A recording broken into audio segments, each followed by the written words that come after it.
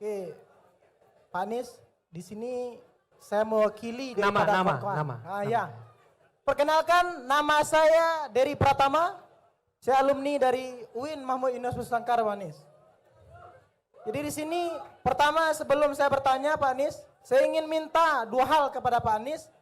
Yang pertama itu Pak Anies orang yang luar biasa, tetapi saya ingin menjawab di sini tidak memakai dengan kalimat-kalimat yang tinggi, Pak Anies.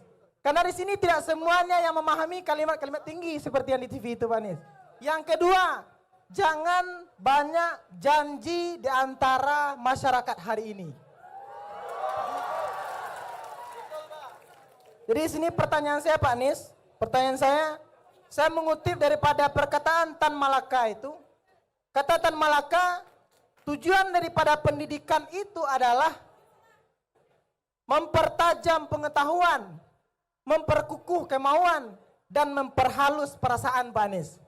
Jadi dari kalimat itu, kami sebagai mahasiswa, kami sebagai orang yang pernah belajar itu, banyak di antara kami yang hari ini telah menjalankan tiga hal itu, Pak Anies, tetapi merasa ketakutan.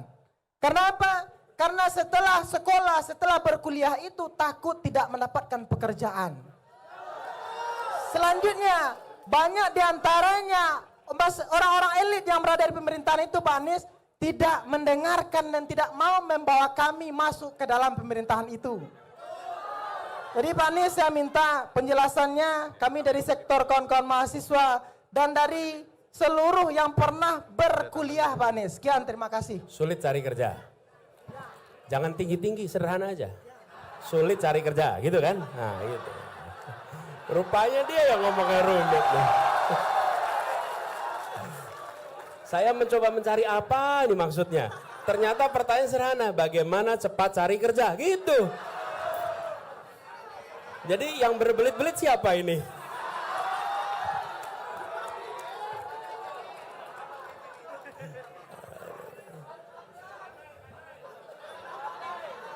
Tepuk tangan dulu, lihat tepuk tangan dulu. Ya. Gini, makasih. Namanya sekali lagi siapa? Panggilannya? Dery. Bung Dery, terima kasih Bung Dery. Jadi kita tadi pertanyaan, jangan banyak janji. Saya ingin komentari dulu soal jangan banyak janji. Sebenarnya bagi masyarakat hari ini jangan melarang untuk punya banyak janji. Tapi bilang begini, silahkan Anda janji yang banyak. Kami akan catat janjimu dan kami akan tagih janjimu. Gitu. Loh, kalau Anda melarang kami janji banyak, rugi Anda. Rugi. Bener gak? Harusnya dibilang, Pak Anies janjimu kurang banyak Pak Anies. Janjinya ditambah, nanti kami tagih janjimu. Begitu. Jangan slogannya dibalik. Jangan banyak janji. Loh, kok jangan banyak janji? Buat saya baik-baik aja itu. Berarti Anda, kalau tadi saya bilang ada 5 hal, dikurangi aja ya tadi ya. Mau nggak dikurangi tadi? Ya, kalau gitu stadion dihapus saja ya. Oke. Revitalisasi kereta api hapus saja ya. Loh, kata dia jangan banyak janji. Nah, makanya dibalik. Nah, ini saya ajarin nih.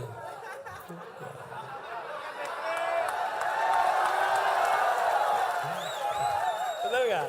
Bener gak tuh? Jadi justru bilang begini, Pak Anies, kami rekam kalimatmu. Satu saat kami tagih janjimu. Begitu. Jadi nanti kalau ketemu dengan siapapun yang berkampanye, katakan, kurang janjimu, tambahin ini, 1, 2, 3, 4, gitu ya. Setuju ya? Oke.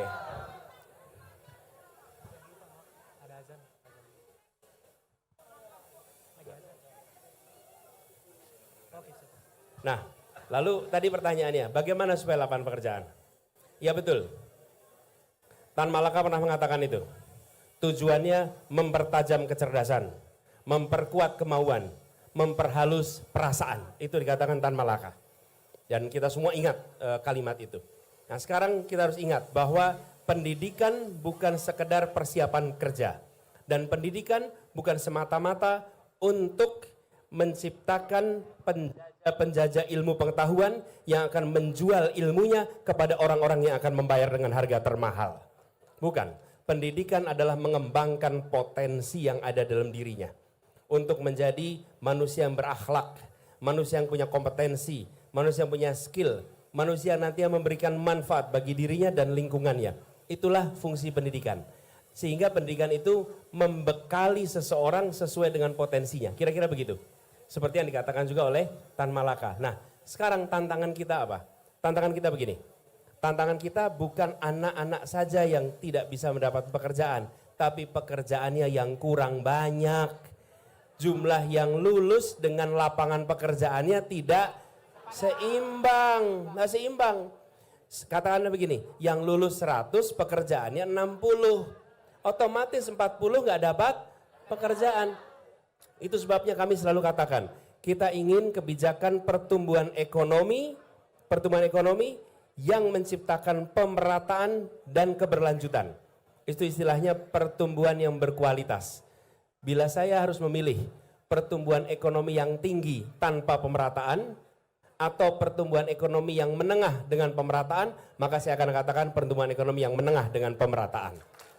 Nah, pemerataan itu artinya juga kesempatan kerja. Jadi, investasi yang terjadi sekarang ini tinggi sekali. Kita lompat investasinya dari sekitar 400 triliun per tahun 2013 menjadi 1.200 triliun di tahun 2022. Lompat itu 3 kali lipat. Tetapi penyerapan tenaga kerjanya tidak meningkat. Kenapa? Karena investasinya di bidang yang padat modal.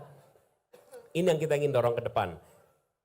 Investasi di padat karya dan investasi dorong untuk sektor informal mikro. Karena itu menyerap tenaga kerja banyak. Jadi dengan begitu nanti teman-teman lulus kuliah, lulus sekolah, lebih mudah dapat pekerjaan, bukan semata-mata karena mampu atau tidak mampu, tapi karena lapangan pekerjaannya tersedia, gitu. Jadi itu saya rasa bahasanya udah sederhana sekali itu untuk menjawab pertanyaan yang tadi lebih rumit bahasanya, ya. Gitu ya? Oke, siap. Oke, terima kasih Pak Anies. Oke. Jadi terakhir Bang, Cukup. Jadi terima kasih. Udah menjawab ya, udah menjawab. Jadi terakhir saya mengklarifikasi terkait itu, memang benar. Saya berdiri di sini karena ingin belajar dari beliau. Oke. Kalau saya salah, berarti beliau adalah orang hebat.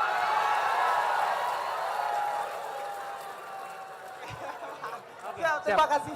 Oke, terima kasih Bang ya. Oke, tepuk tangan dulu. Oke, siap.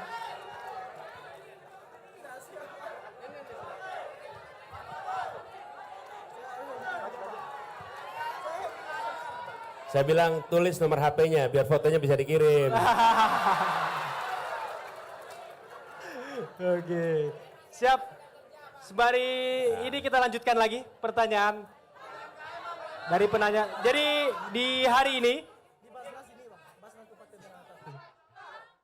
oke,